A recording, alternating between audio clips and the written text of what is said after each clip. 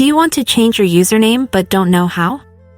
If you're tired of it or for any other reason you want to change your username, this video is for you. Let me show you how. Open the Instagram app on your phone. Go to your profile by tapping on the profile icon in the bottom right corner.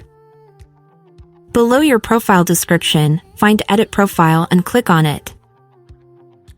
Changing the username is done in the second field. Click on your current username. Delete your current username and then enter the new username.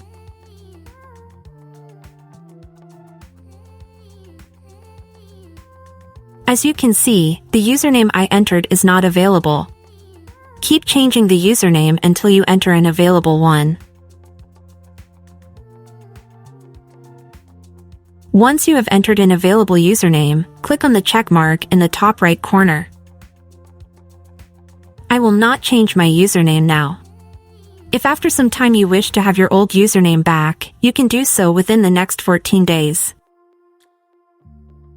Like the video and subscribe to our channel for more new and interesting tutorials.